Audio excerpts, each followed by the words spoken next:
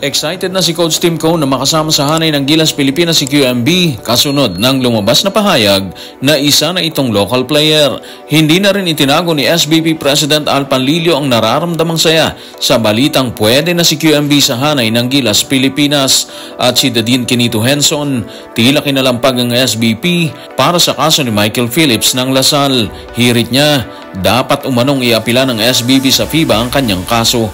Tutukan po natin ang lahat ng yan, pero bago yan, pakisubscribe, like and share na lang muna para pareho tayong updated. Tuluyan ang kinumpirma ng SBP ang pagbaligtad ng FIBA sa unang naging hatol nito kay Quentin Millora Brown mula sa pagiging naturalized patungo sa pagiging local. Ang issue ay hindi rin lingid kay Coach Tim Cone.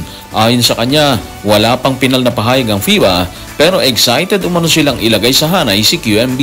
Narito ang kanyang pahayag. Tutukan natin si Coach Tim sa report ng GMA News Online. Wala pang opisyal na pahayag pero excited kami na isama siya sa lineup kapag naging opisyal na. Okay, so walang magiging problema sa pamunuan ng Gilas Pilipinas sakaling opisyal nang i-announce ng FIBA ang pagiging local player ni QMB, di ba? Kagad isasalang nila to para masimulan ng anumang pwedeng simulan ni QMB sa hanay ng Gilas Pilipinas. Yun yung dating sa atin. Actually, timing na timing to kasi magagamit nila si QMB sa paparating na World Cup qualifiers ngayong November po yan kung hindi tayo nagkakamali. Kalaban po nila dyan ang New Zealand, Guam, and Australia. Grabe, Australia na naman at New Zealand. Pero magiging malaking bagay sa hanay. Alam naman nating lahat na kulang ang Gilas sa katulad niyang player, di ba? Yung kayang bumangga sa rumaragas ang opensiba ng kalaban. Dito makakasama niya sa hanay si Kai Soto, posible po yan, si AJ Edu, si Dwight Ramos, si KQ at Carl Tamayo. Tingin ko okay na to mga ka-playoffs. Chemistry na lang ang kulang sa kanila, di ba? At siguro yan yung unang tatrabahuhin ni Coach Tim sakaling makakuha na sila ng go signal sa FIBA tungkol dito sa kaso ni QMB. Mas malalaki na yung mga player ng Gilas natin sa mga susunod na competition tapos mga bata pa sila.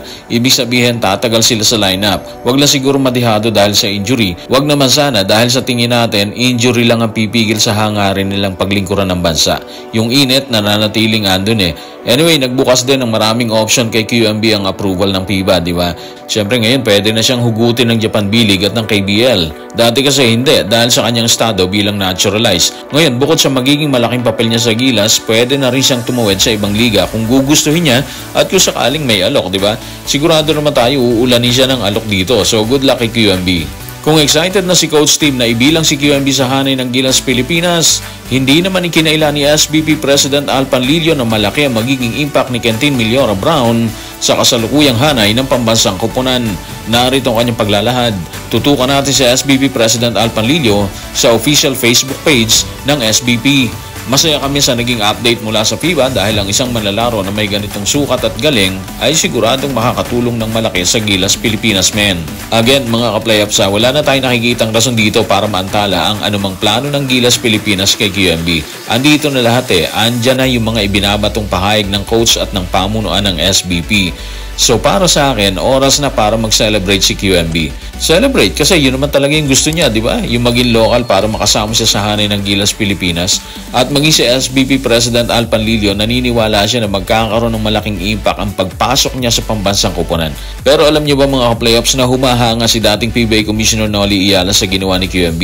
Yung paghabol niya sa naunang hatol ng FIBA. Sabi kasi ni Commissioner Noli, paano raw nagawa ng ilang pribadong abogado ang isang napakahalagang bagay sa FIBA na hindi nagawa ng ating pambansang federasyon. Malaki raw magiging epekto nito sa basketball sa Pilipinas. May point doon si Commissioner Noli, di ba?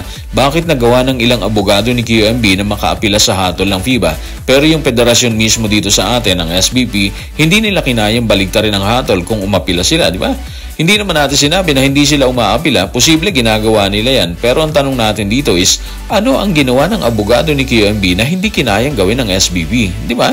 Ilang players na ba natin ang classify ni FIBA bilang naturalized na hindi nagawa ng paraan para maging local? Yan yung tanong ni Commissioner Noli, bakit yung mga abogado na aprubahan? Pero yung federasyon mismo, hindi. Anong meron dito? Walang dudang magiging malaki ang impact ni QMB sa pambansang koponan sakali sumalang na sila sa torneo. Impact na posibleng dala rin ni Michael Phillips ng Lasal. Kaya naman tila kinalampag na ni Dadin Quinito Henson ng SBP para umapila pabor sa kasalukuyang sentro ng Lasal patungo sa Gilas, Pilipinas. Narito ang kanyang pahayag. Tutukan natin si Dudin Kenito Henson sa kanyang official X or Twitter account. Ano naghihintay sa kinabukasan ni Michael Phillips? Isa siyang perpektong halimbawa ng isang film na dapat iapila ng SBP sa FIBA para sa lokal na kwalifikasyon. Kailangan natin siya para sa Gilas. Gawin nating local si Motor Mike. Isa pa to si Mike Phillips, di ba? Sa ngayon mga ka-playoffs, naglalaro sila sa World University Basketball Series. Sa series na yan mga ka-playoffs, meron siyang average na 19.3 points, 10.7 rebounds at 3.7 assists sa loob ng 3 laro yan. Ayon kay Dudin Kenito Henson. Kagabi, lumuhod sila sa Korea University. Medyo tambak nga lang sila yung Lasal. Anyway, balikan natin si Dudin. Tama yung sinabi niya dito dapat siyang iapila ng SBP sa FIBA. Kung nagawa ni QMB sa pamamagitan ng kanyang mga abogado, bakit hindi kakayanin ng federasyon mismo, di ba? Sayang kasi siya naglaro na siya sa Gilas nung SEA Games. Yung agent niya na si Marvin Espiritu naniniwala na perfect example si Michael Phillips ng player na maaaring iapila ng SBP sa FIBA para gawing local. Una, may dugong Pilipino siya. Pangalawa, naglaro na siya dito sa atin ng halos 5 taon. Pangatlo, sumalang na siya sa SEA Games kasama ng Gilas Pilipinas kung saan kwalipikado lang is batay sa passport. So ang sinasabi ni Agent Marvin Espiritu is bakit hinahayaan lang ng SBP? Bakit hindi nila gawa ng paraan or umaksyon sila para maging local si Mike katulad ni QMB? Magiging malaking tulong si Mike sa Gilas Pilipinas kung sakali, di ba? Sa taas niya 6'8", tapos makakasama niya sa hanay si QMB, si Kai Soto, si AJ Edu at KQ.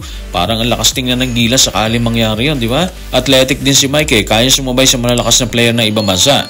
Sa programa na ipinatutupad ni Coach Tim sa hanay ng Gilas base sa kanya 4 na taon yun, naniniwala tayo na malaki pa ang mai-improve ni Phillips kung magiging local siya para sa Gilas Pilipinas. So guys, maraming salamat.